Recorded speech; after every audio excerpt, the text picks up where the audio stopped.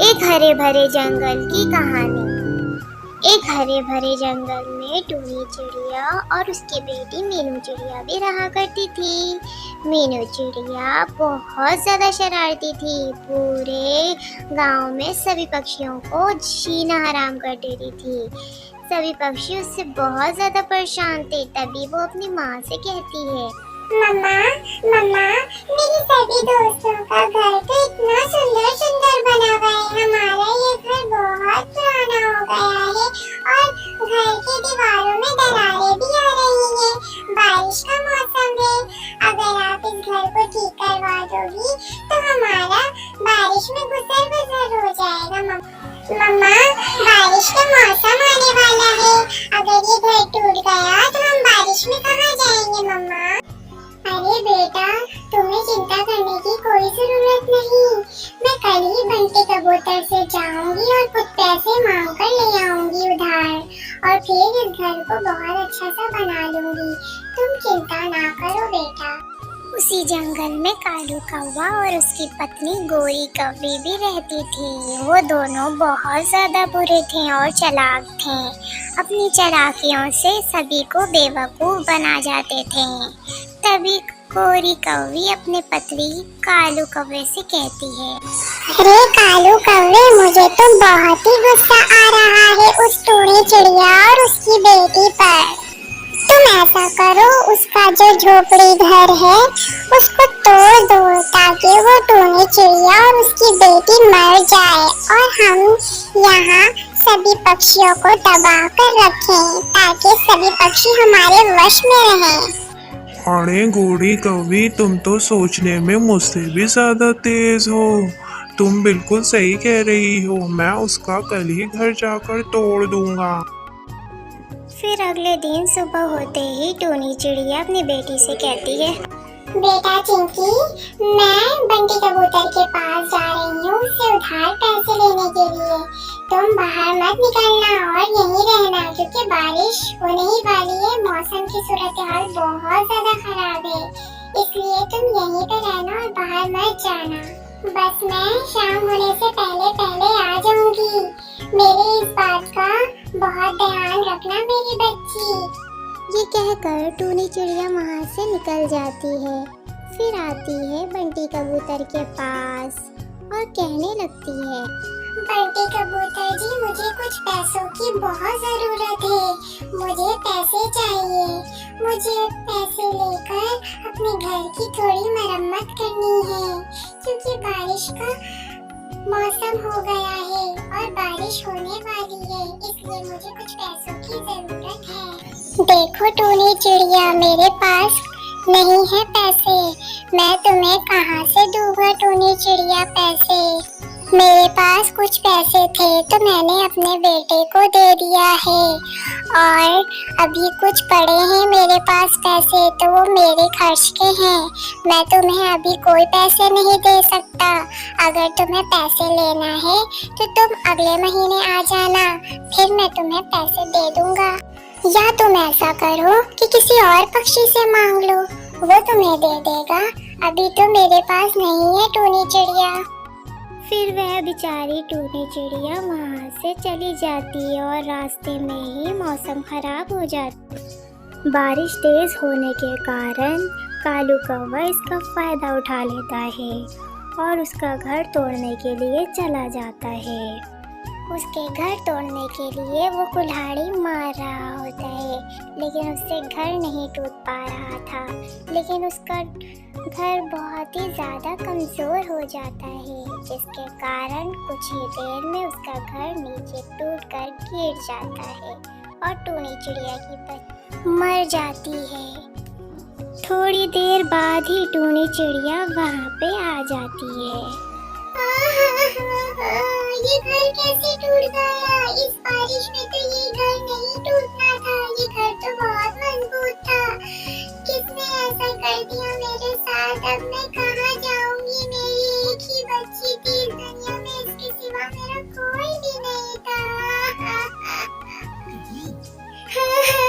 अब मैं क्या करूंगी? ये किसने कर दिया मेरे बच्ची के साथ? मेरी बच्ची बोलती थी कि माँ घर बना लो,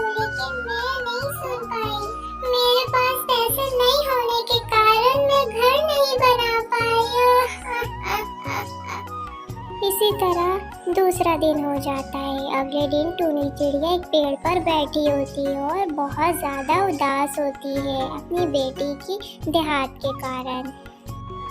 कौवा और कौवी उसे देखकर बहुत ही ज़्यादा खुश होते हैं। तभी कौवी कहती है, अरे कालू कौवे, तुमने तो बिल्कुल भी सही काम नहीं किया है।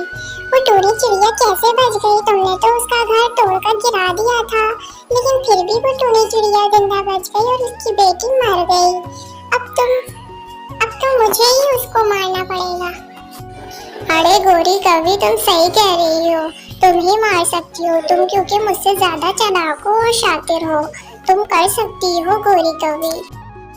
अरे मैं ऐसा करती हूँ, अपना एक घर बना लेती हूँ।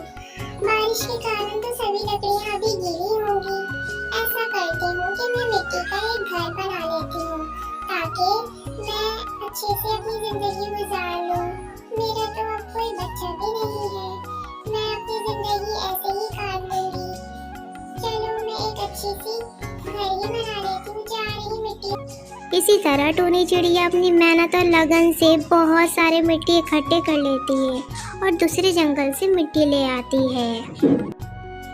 तकरीबन 7 दिन में ही टूनी चिड़िया एक बहुत अच्छे और बहुत ही ज़बरदस्त मिट्टी का घर बना लेती है और कहती है, अरे मैंने तो इतना अच्छा घर बना लिया इतने कम समय में। अब तो मैं बहुत ही आराम से रहूंगी। ये घर तो बहुत ही ज्यादा ठंडा होगा। पूरे जंगल में मेरी तरह घर किसी भी पक्षी का नहीं होगा। अब तो मैं बहुत आयाशी से रहूंगी और बहुत खुश रहूंगी। इसी तरह गोरी कौवी को टूनी चिड़िया के बच्चे को मारने की सज़ा मिल जाती है क्योंकि कालू कौवे का मृत्यु हो जाता है और गोरी कौवी अब घर में अकेले रहती है।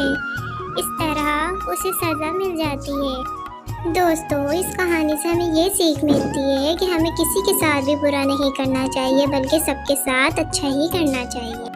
ऐसे ही कार्टून देखने के लिए मेरे चैनल को लाइक करें, शेयर करें और सब्सक्राइब करें और बहुत सारा कमेंट करें।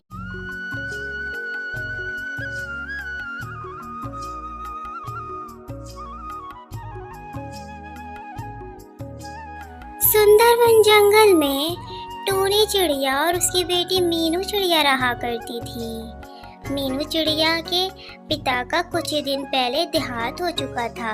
जब भी वो दोनों माँ बेटी रहा करती थी। दोनों बहुत ज़्यादा गरीब थी और किराए के घर में रहा करती थी। टूनी चिड़िया को बहुत ज़्यादा शौक था कि उसकी बेटी पढ़ लिख कर एक अच्छी अफसर बन जाए, लेकिन गरीबी के मारे वो अपनी बेटी को पढ़ा नहीं पा रही थी। टूनी चिड़िया के बगल में ही मीनू चिड़ा रहा करता था, जो टूनी चिड़िया के घर का मालिक मकान था। ए मीनू चिड़िया, चलो मेरे घर से तुम लोग दोनों निकलो। पिछले महीने का भी तुम लोग ने किराया नहीं दिया था और इस महीने का भी नहीं दिया है। चलो मेरे घर से निकलो, मैं दूसरे किराएदार को रखूंगा। अरे मालिक मकान जी, मैं कहाँ जाऊंगी? मेरी छोटी सी बच्ची है, मैं इसको लेकर कहाँ जाऊंगी? मैं कोई तुम्हारा ठेका लेकर नहीं रखा हुआ हूँ। चलो निकलो मेरे घर से। टूनी चिड़िया अपनी बेटी को लेकर एक पेड़ में आकर बैठ जाती है और रोने लगती है। अब मैं कैसे तुम्हारा पालन पोषण करूंगी? मेरे पास तो ना घर है ना कुछ भी। अब मैं क्या करूंगी बेटा?